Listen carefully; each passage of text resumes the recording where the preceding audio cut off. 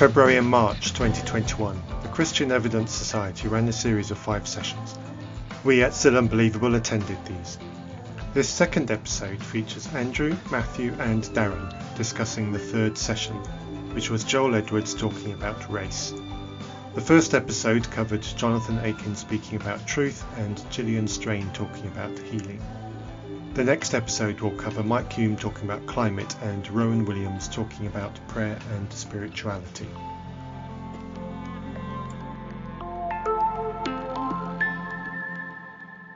Hello guys, and we're back again. This time we're back up to 3. Andrew has joined us again. So this is week 3 of the Christian Evidence Society series of question and answer sessions on race, and it's by Joel Edwards CBE, a gentleman who I thought was considered in what he said and very intelligent in what he said, certainly on the matters of import, which is the matters of race. The wonderful irony of this is 3 white guys talking about a black guy talking about race and racism. Shall we just move past all the uncomfortable feelings that might bring up and just talk about what it was that we heard, what we agree with, what we have a little bit of difficulty with, and go through some of the questions. Thank you both for joining me again. I'm going to say Tuesday evenings. I know it's not evening for you two, but who cares? I'm in charge. What are your thoughts? I think I liked him. Joel Edwards, as you said earlier, he seemed to be very considered, very thoughtful. He seemed to sort of echo a lot of the same sentiments that I've heard from a lot of Black community and the Black Lives Matter. So he seems to be fairly mainstream about the whole thing, which I was sort of worried that they were going to do some sort of caricature given its Christian take on it. And I live in the United States, so that's not uncommon to happen. Yeah, overall, it seemed fairly well put together. I thought so too, but I was aware from the beginning just how uncomfortable the conversation was. So there was a lot of can we define some terms up front? What are you comfortable with? And I think that for me, we are in a time where we're supposed to be quite an enlightened age, right? 2021. And it was surprising to me just how much work had to be done just to have the conversation. Not surprising in the sense that I wasn't aware of it, but surprising because we are supposed to be a society by now that's better than the warm-up that had to happen in the conversation. This is 2021, and Christianity was supposed to have been the thing to take us out of this space, right? Christianity was supposed to rescue us from racism by now, and it hasn't. And in fact, I will ask Matthew to include in the show notes an article over on NPR about just how ensconced in Christianity today's racism is in the United States. White evangelical Protestants are over 70% more likely to be racist, according to this article. Mainline Protestants and Catholics, even those in the Northeast, are over 60% more likely to express racist views and to not recognize racist problems like systemic racism in the United States. And by the way, those of us white who don't have a religion, we don't do that much better. We're still over 50%. Somewhere around 52% likely to express racist views and to not recognize systemic racism. And this even runs down into the Black community. When surveyed, something like 22% of Black people express some level of racism and bias. So Christianity, far from being that thing that is rescuing us from racism, is the stronghold of racism in the United States. And I have to point that out here if we are going to have an honest conversation about the Christian Evidence Society putting on a conversation about racism. Yes, I think there's a very important distinction to make here in a perception difference as well, because what you've just said, I have no difficulty whatsoever believing. But if you were to rephrase what you just said, but instead of saying here in America, you said here in the UK, I would have a much harder time believing you. And I think that is one of the stark differences between our two nations. And I think for context, the conversation that we've just listened to was very UK centric, and the cultural background was very UK centric. And I say that knowing that both of you guys are the wrong side of the pond, so to speak. But it does give us a picture of the two very different versions of Christianity that we are used to, and the connection between that and racism, because you have just verbalized something which matches my impression of evangelical Christianity in America, which is that it does go hand in hand with racism. That doesn't mean every white evangelical is racist, but certainly you will find a bigger pocket of racists in white evangelicalism than elsewhere. Here in the UK, I genuinely would not expect that same pattern to happen. I would be genuinely surprised if it was. The people that I would expect to be racists might exhibit some of the same or similar personalities to what we would consider white evangelicalism in America, but I would not expect those people to be Christians. I just expect them to be dicks. Yeah, there would be horrible people, but I would not always expect those people to be Christians. It would not be a character trait that I would automatically assign to them, whereas you might to a similar person over in America. And I think that's quite a crucial difference between the way our two countries view Christians and our experiences of Christians. Yeah, I think part of the issue is going to be that white nationalism. See, the Christian right in the U.S., for those that aren't actually in the U.S., has aligned itself with the Republican Party. And they've also aligned themselves with white nationalist part of the Republican Party, which is a very conservative, very racist part of our country. And if you're making that kind of comparison, you might want to extend that out to include how politics and white nationalism sort of influence both, because I'm betting you'll find that Christian evangelical is much more likely to be white nationalist and Republican in this country. And it might be interesting to see if there's an equivalent for that as well. I'm wondering about conservative evangelicals and Brexit, as for instance, because white nationalism certainly seemed to be a big component of Brexit, or at least that was my impression. Matthew, is that? I would imagine that in terms of that, there'll be a much higher proportion of Brexiters than there would be what I would call racists. I hope you're right, and I hope that the UK is doing better than the US. So it was interesting, too, to see how often the United States came up in regard to racism and the fight against racism. So Black Lives Matter was mentioned pretty often in this particular chat. And, Donald Trump came up. American racism has quite a deep reach around the world.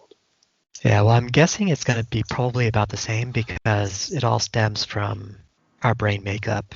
There's a lot of research going on about a lot of the sub-processes that we do unconsciously. Mm-hmm. And because we were evolved to be tribal in nature, we have a very strong disgust mechanism for anything other. So in a white country, that's going to be against anyone that's not white. I'm guessing in a black country, that's going to be against anyone who's not black, and same with Asian and all the other countries. So, right, what I'd like to do is run through some of the bullet points that we came up through the conversation. And I'd like to pick out some of the points that made the most impact with me right at the very beginning when you mentioned that they were talking about definitions and descriptors, Andrew. There was a point here that Joel made, which it's one of those things that I probably always knew subconsciously, but because I'm white, it never really surfaces up to the front. I never have to consciously think about it. But Joel made the comment that a lot of the descriptors of race are often a descriptor as opposite to white. Did you guys pick up on that, and how did you guys respond to that sentence? I did pick up on it. I have to say that it was a surprising moment for me because I actually thought, that's exactly right. And not only is it exactly right, but I am a guilty party. That's all I can do with it is say, yeah, that sounds right, and I'm a guilty party. The unsaid implication there is if everything is seen as the opposite to white, that de facto makes white the dominant race.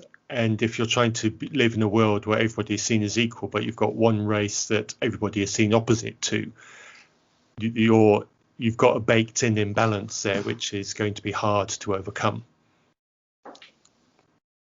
Yeah, I think that's right. That's why I said I'm guilty. I'm guilty of the language that perpetuates this problem. And the problem runs deep enough that I had to just acknowledge that this is a thing I do. It is a sort of racist tendency that I have and am not even very aware of it. Yeah, and I think the thing that went through my mind is I don't care about arguing over whether or not that sentence is true, or even arguing about whether we go to the minutiae of analysing the levels with which different words may or may not be true in that context. I think if somebody who is non-white feels that way, then the words that we're using and the attitudes that we hold are already putting them in a position where they may feel inferior, or already do feel inferior, or already do feel put upon. And regardless of whether or not we agree with that sentence, if the person that we're talking with has a different skin color to us and is coming from a position where they feel they're walking uphill already, then there is a problem regardless of how we feel about the words being used. So that was my response to that. There was a little bit of a surprise, and it was, okay, if that's how he feels, then I, as a white person, it's probably my job to do something about that when I'm in conversation with black people or other people who are non-white. Mm. Yeah, I think I'm sort of in the same position. I'm not entirely sure that the language makes it a problem, but I guess if it's producing those kind of feelings, then obviously it is. So if we want to be inclusive, then we have to make an effort to actually be inclusive. Yes, and I think this is probably just one of those side effects of white privilege that me as a white person simply never sees. Yeah. The other thing that stood out to me was his anecdote about his two friends as a child, one black one and one white one. And he was always in and out of the house of his black friend, but he never went into the house of his white friend. And I thought that was quite powerful as well. And that sort of experience growing up, because that's not a one-off experience, that is a constant experience for somebody growing up. It is always there, and it clearly stays with you for a very long time. And he's probably not the only black person with that as an anecdote from their childhood. And I imagine that kind of experience growing up probably leaves a raw numbness. I don't even know what the right word to use is to describe that. But whatever feeling that leaves with you for the rest of your life, it can't be pleasant.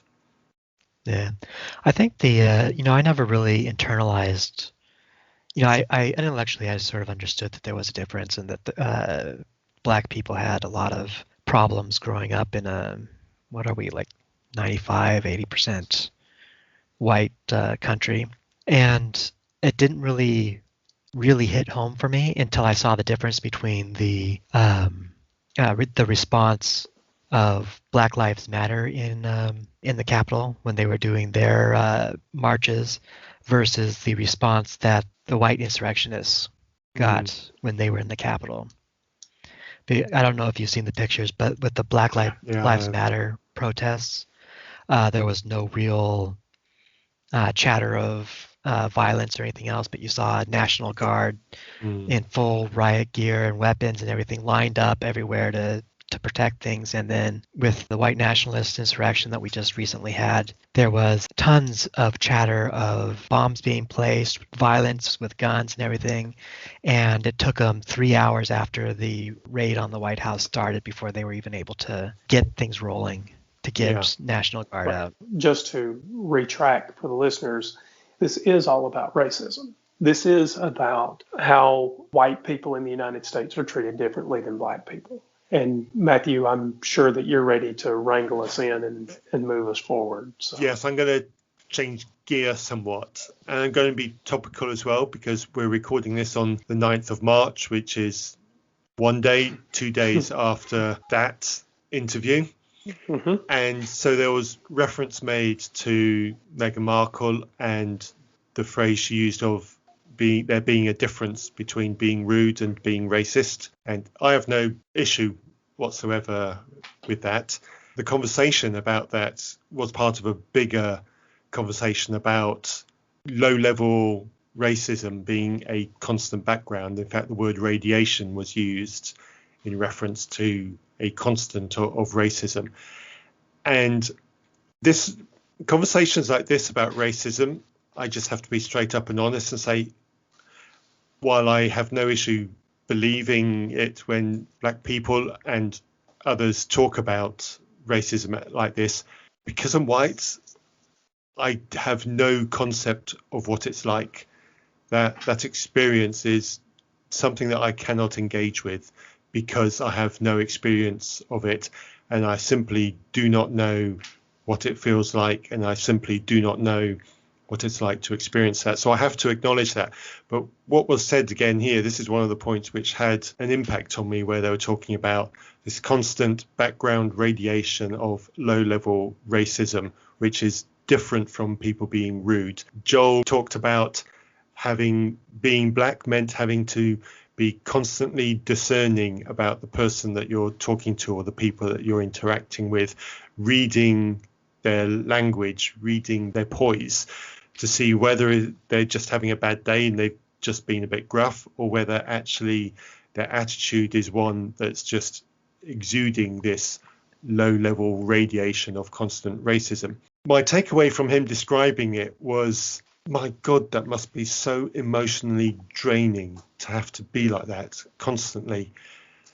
And I'm pretty sure I still don't get it, but it made my eyes tingle just thinking what it must be like to have to be like that constantly. I wonder if it's sort of like when you're working a 9 to 5 and you're in a really bad, and politics at your job is really bad, where you're constantly on alert and trying to be polite, because if you piss off your boss, then you're going to end up you're going to lose out on promotion and other perks you get for being in the good graces of your boss.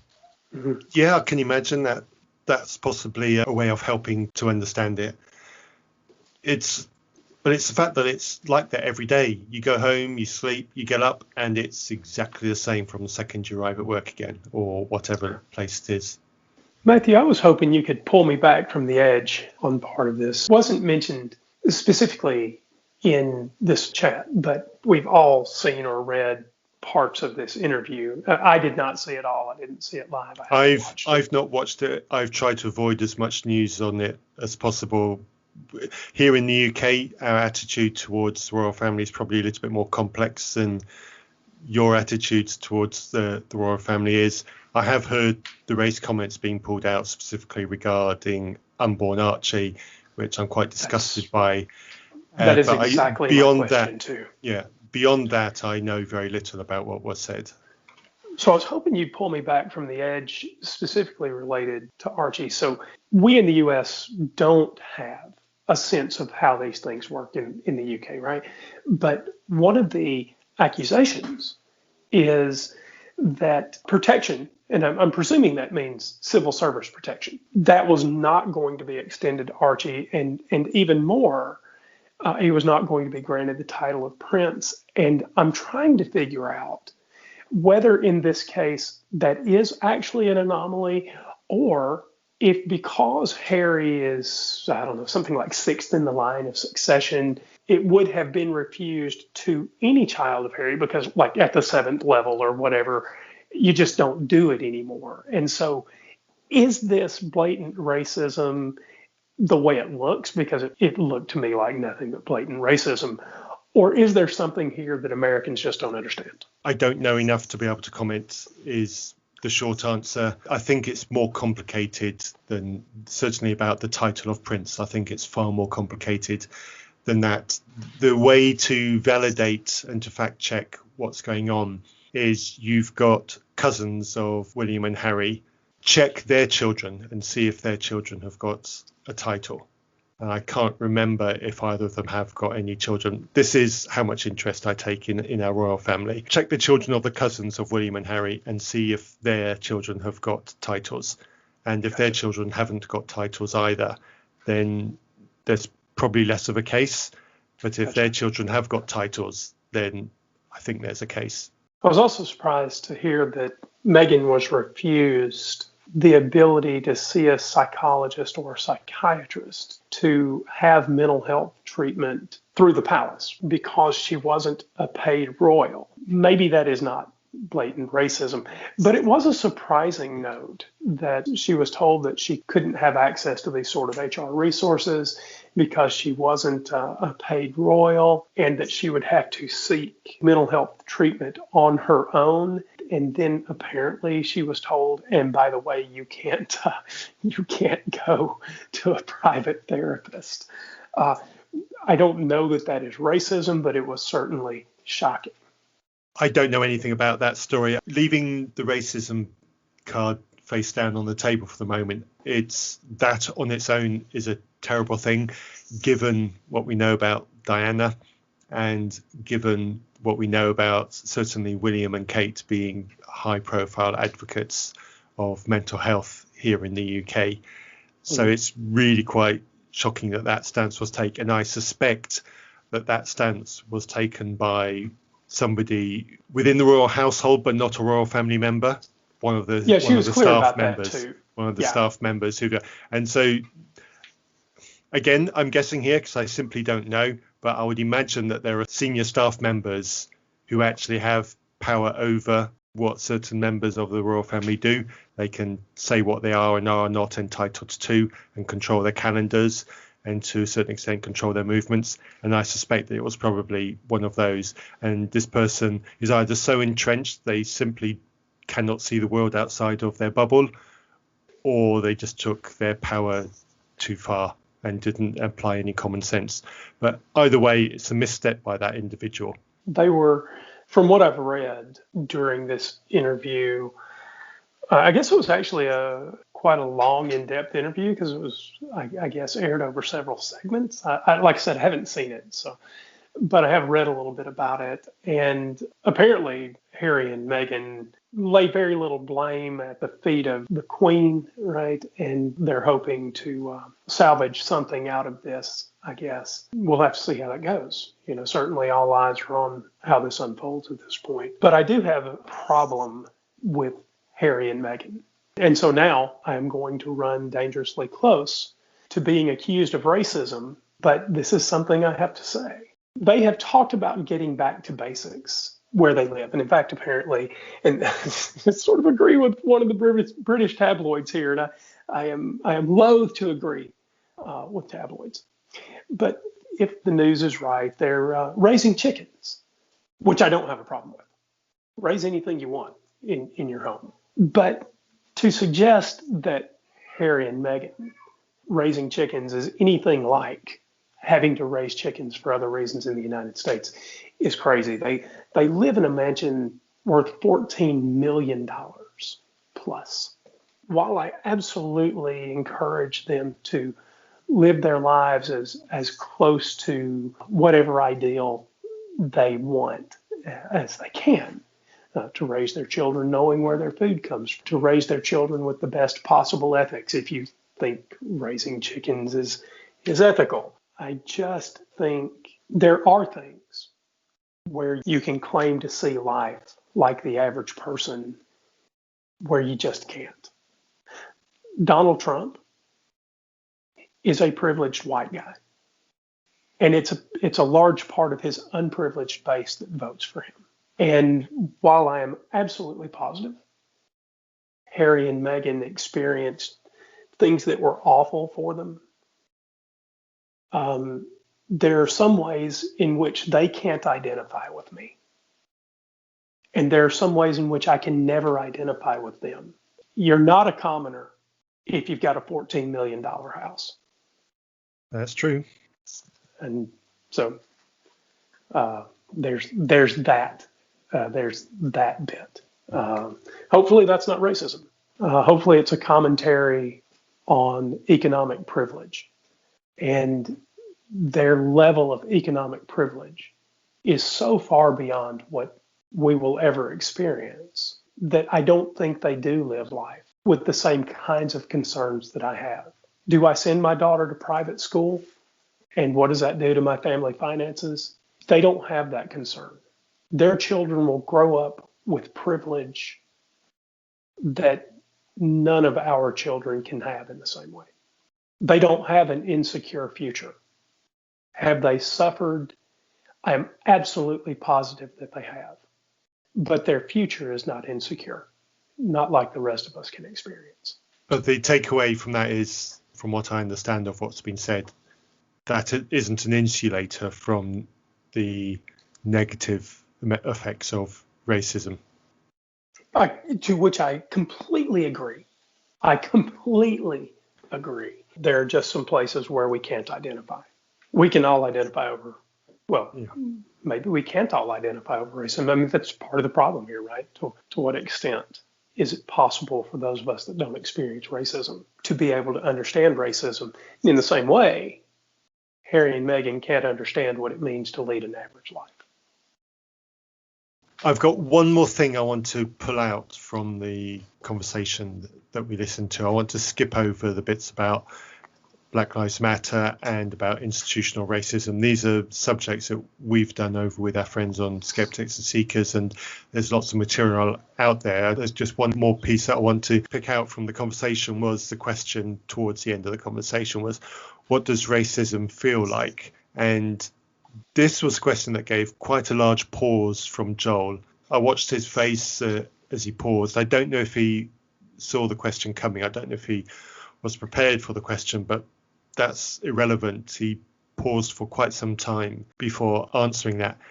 And he gave a few sentences of description of what it could be like for racism to feel like. And again, as a white person speaking, I don't know what these sentences really feel like, what these emotions really feel like. I think they help to give an example of the emotional draining that constant racism is, but I don't think they go adequately close. Here are the answers that Joel gave to the question, what does racism feel like? He said, your value as a human is being expunged.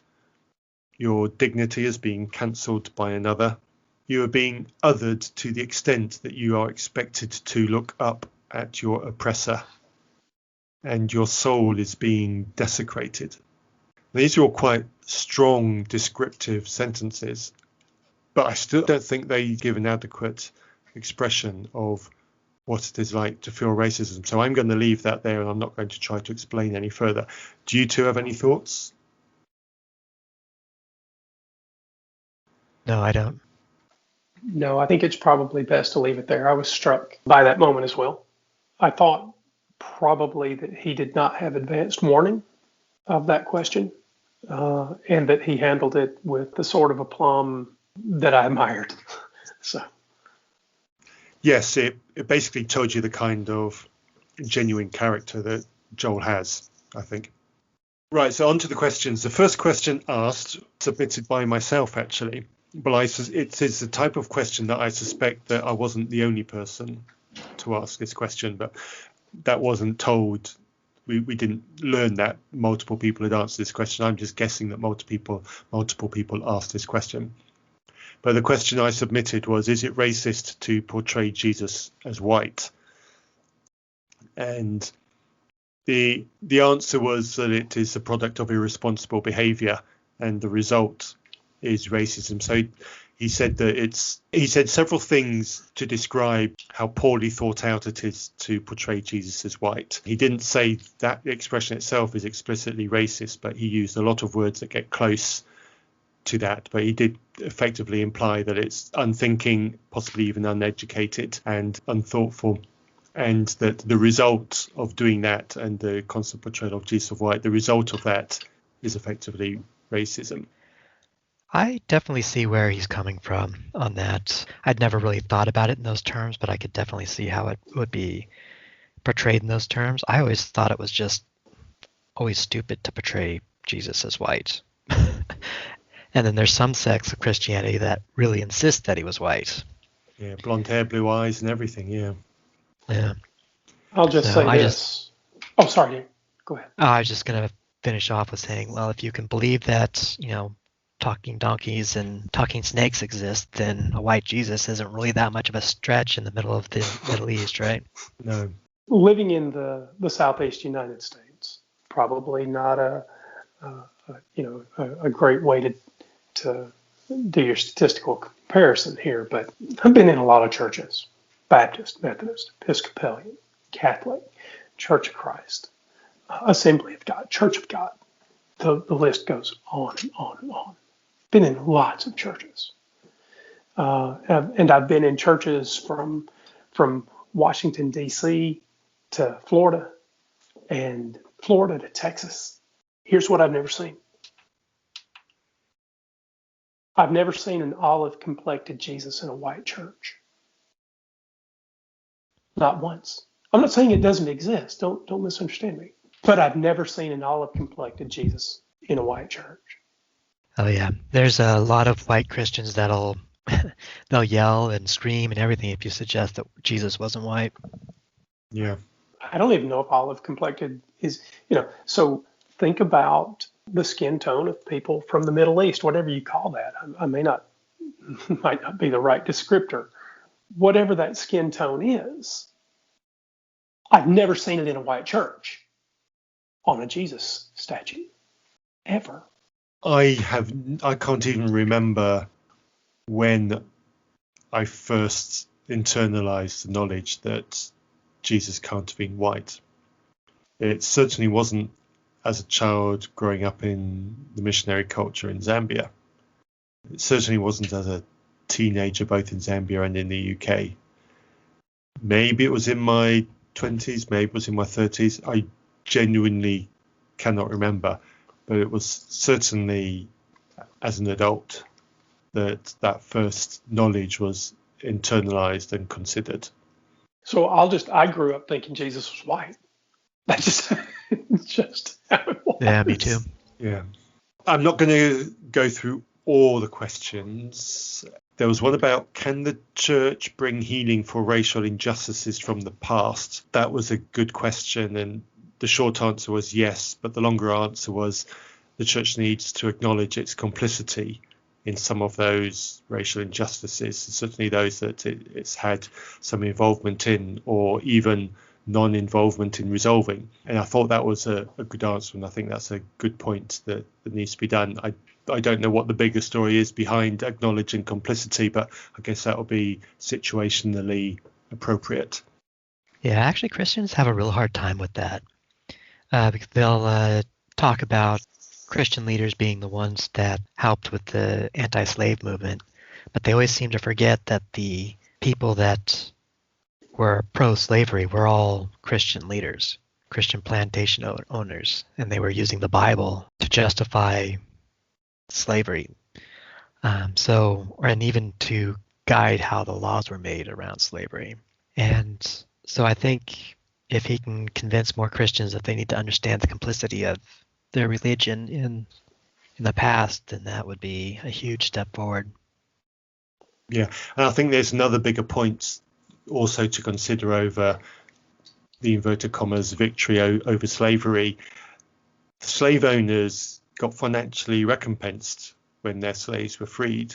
The UK government took out such a huge debt to financially reimburse those people who apparently lost out by losing all their slaves, so it took more than 100 years to pay back the debts. I think that information is available online for people to fact check. Yeah, so the people who were the slavers, even when they were on a losing battle, they had sufficient clout that they were able to demand significant reimbursement from the government for removing them from owning slaves. Yeah, I don't think because we had the war to, we actually had to fight a war against the Christians to stop them from owning slaves. I don't think we had that problem in the States. I don't think the government was even in a position to be able to do that, even had they wanted to. You've just justified a good reason for a civil war. You've both sort of touched on reparations. Christians can, before I get to reparations, Christians can always claim that they are on the moral side of right, because there is no issue, as far as I can tell, that Christians don't span the gambit on. Pick any issue: abortion, healthcare, adoption, racism, government, economics. I don't know that it is possible to have a position statement against which Christians don't run the entire spectrum of possible pro and con positions against. And so for Christians to now come around and say, oh, well, we were the ones that wanted to end slavery, is a complete mockery when slave owners took their slaves to church. I think that's just a mentality of the Christian. They need to take credit for absolutely everything, from the invention of hospitals, which they didn't do, to abolition of slavery. And I've heard it said that we've won the fight for LGBT rights when the Christians start taking credit for it. Yeah.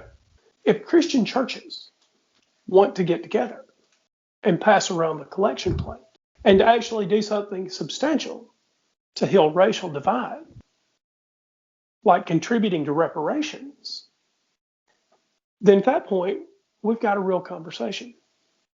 I don't know how I feel about reparations, but reparations aren't the worst idea in the world. I don't know if it will actually solve the problem that we want it to solve.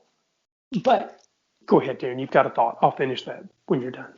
Oh, I was just going to say, I guess it depends on what you mean by reparations. If you mean just like a money payout, then I don't think that's necessarily a good idea. But if you mean working to stamp out the systemic discrimination that exists in our laws because of we started out as a slave nation, then I think that's probably worth doing. Right. So I'm specifically thinking of money reparations. We need to deal with systemic racism in our laws, whether we offer monetary reparations or not. So I think that's a fight we've got to fight. But if churches want to get together and simply acknowledge that they own slaves and they want to offer some kind of reparations, monetary reparations are on the table right now. It's a big conversation, but I'll tell you what you won't see. Whether the U.S. government does anything about cash reparations, you're not going to see a church contribute. And so I don't really want to hear about it. I really don't. Right now, Christian churches are a stronghold of racism. See the show notes.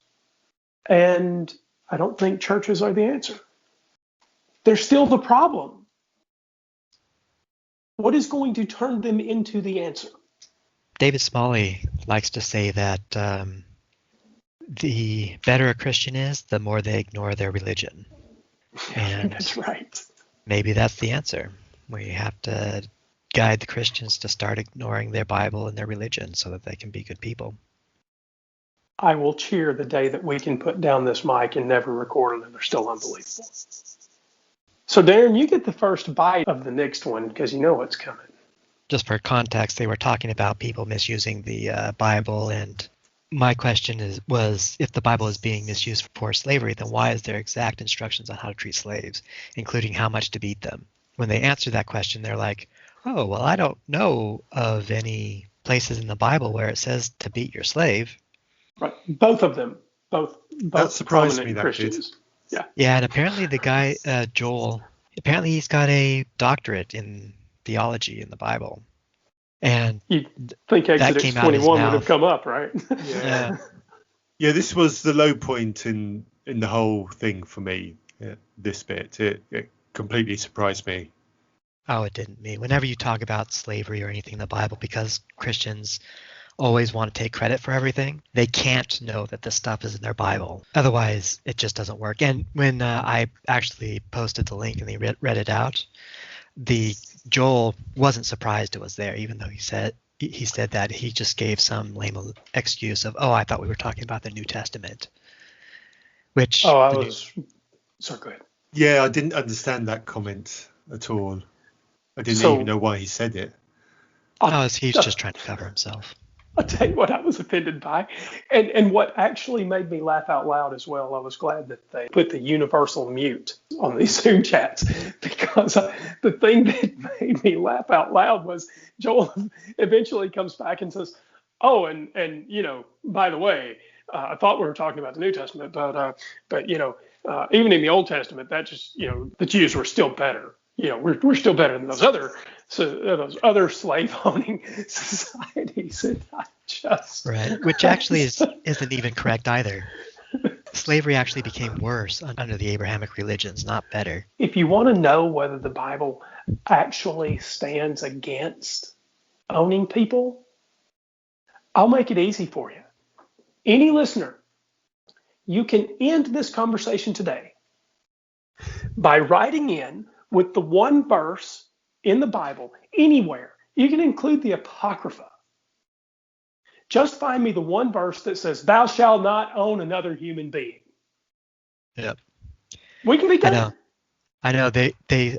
You were put to death for eating shellfish or picking up sticks on God's favorite day, but owning other people, okay, you can do that as long as you don't beat them until they die the same day. We can. It's not hard. So you offered Exodus 21, and that was exactly right, because it gives instructions about owning slaves, and I thought that I would just go a step further with not implicit racism in the Old Testament. That was pretty explicit. Yeah, right. So so Exodus 21 is explicit, but I wanted to go further because you offered Exodus 21, and I asked Matthew to read a couple of verses from Leviticus 25. So Matthew, if you have that. I do, yes. So your Leviticus 25, 39 to 43 were the verses you gave me. Yes, that is correct. Right.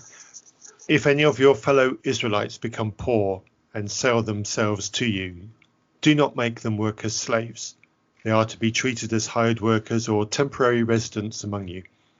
They are to work for you until the year of Jubilee. Then they and their children are to be released, and they will go back to their own clans and to the property of their ancestors. Because the Israelites are my servants, whom I brought out of Egypt. They are not to be sold as slaves. Do not rule over them ruthlessly, but fear your God. So I want to start at the bottom. Do not rule over them ruthlessly. So do I just have to point out the implication? Is it not pretty clear that slavery, even then, if you take the position that this was actually going on at the time, there's real history here. Do I have to point out that ruling ruthlessly must have been part of the culture? Otherwise, the last phrase doesn't make any sense. Yeah, because and it was only the Jewish servants that you couldn't rule over ruthlessly. It wasn't all the other slaves that you owned.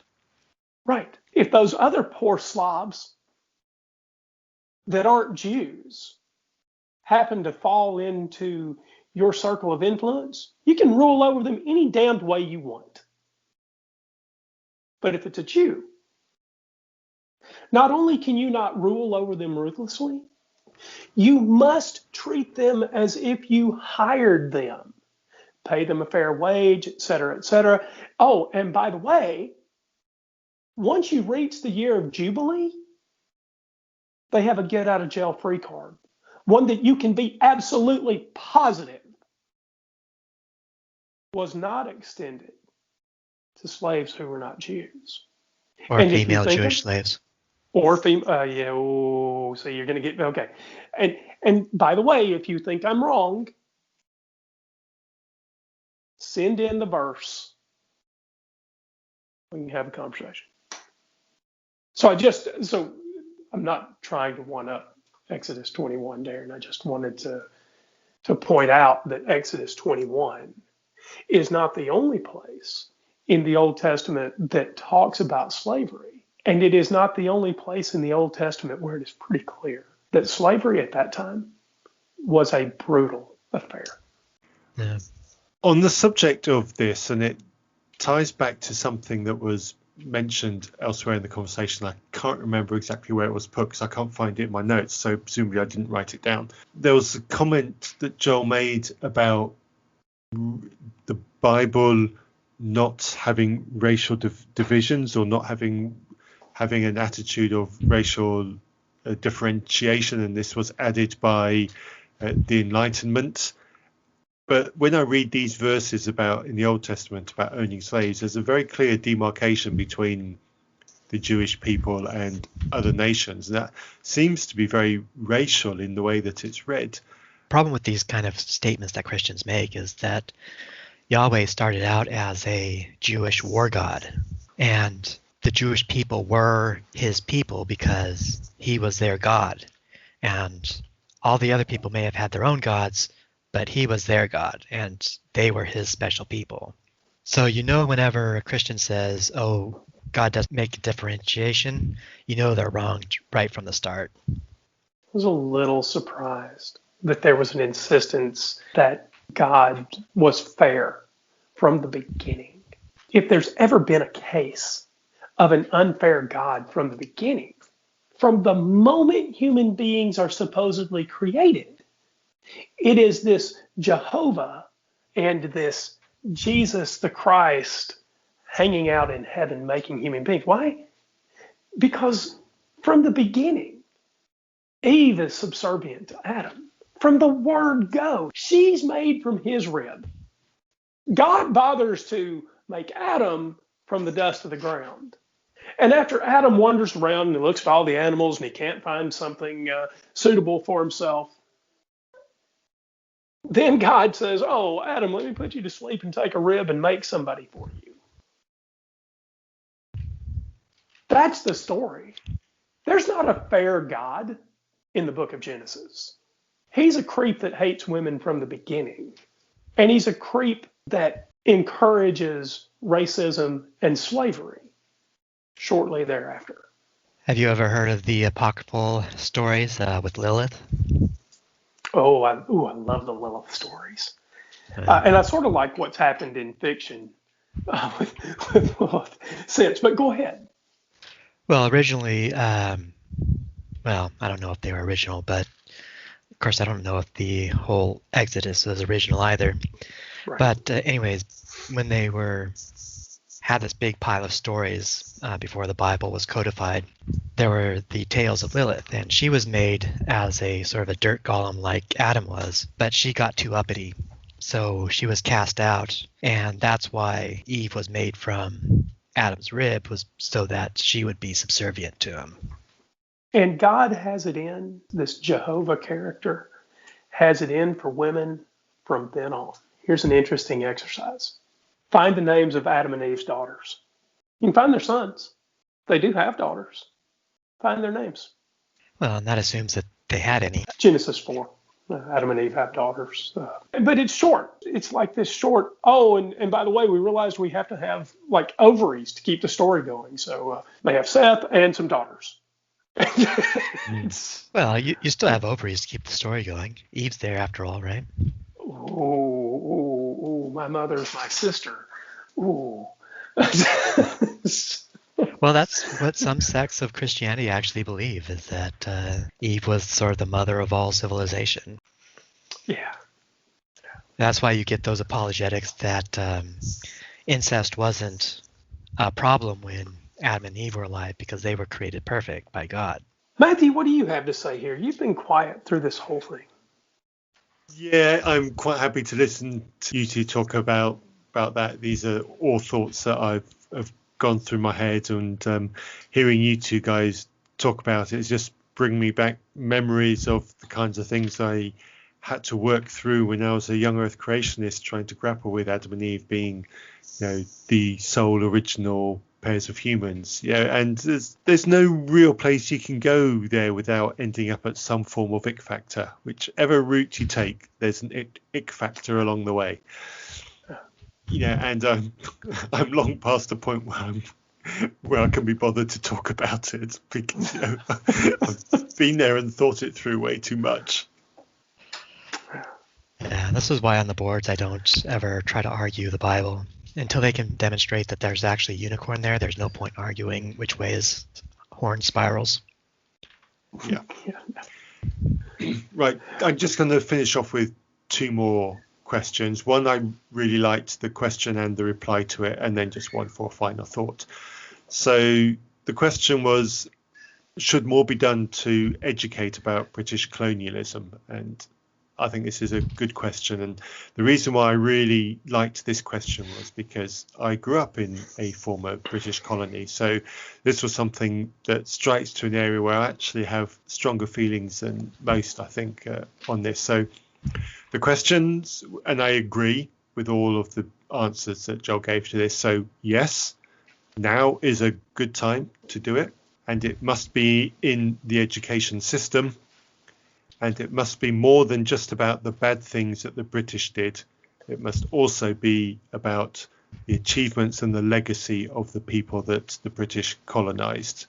I thought all of those were really good points, and I advocate every single one of them and feel very strongly about every single one of them. Yeah, we're having the same problem in the U.S. right now.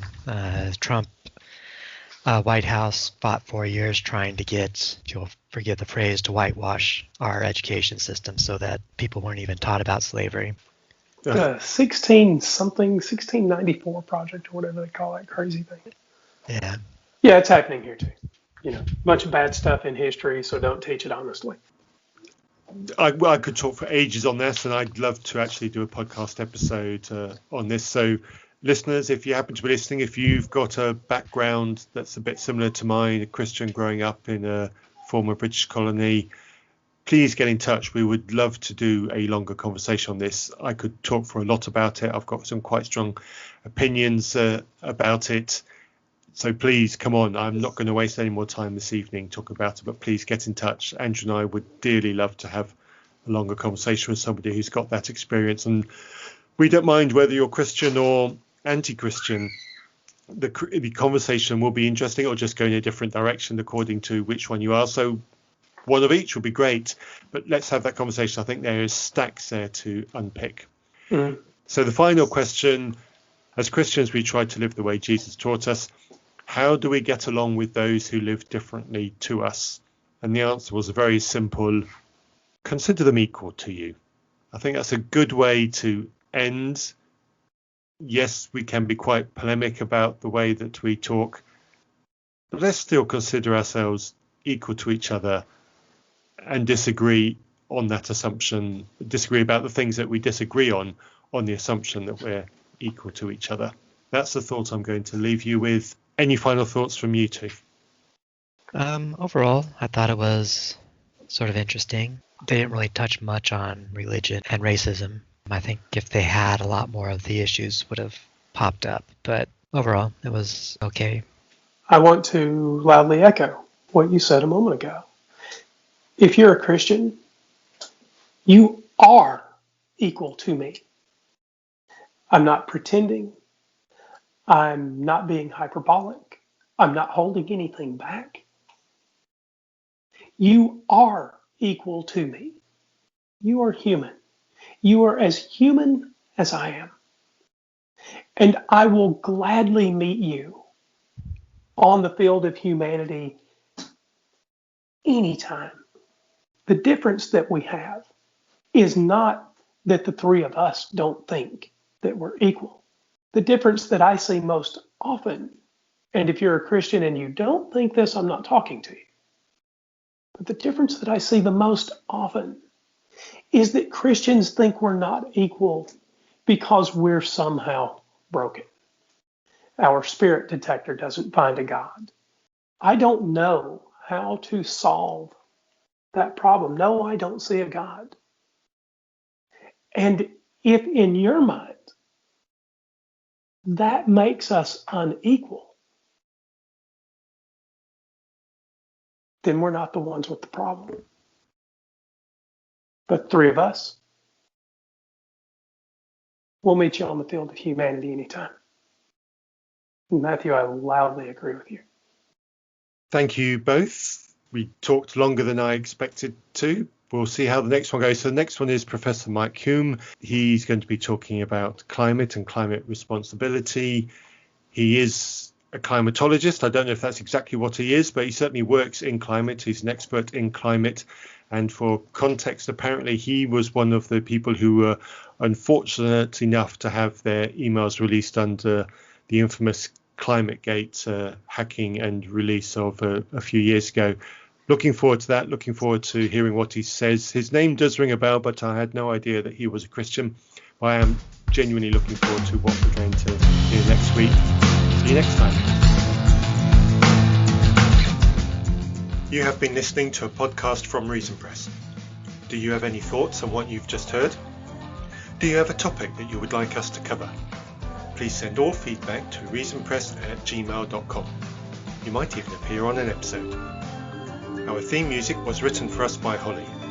To hear more of her music, see the links in our show notes.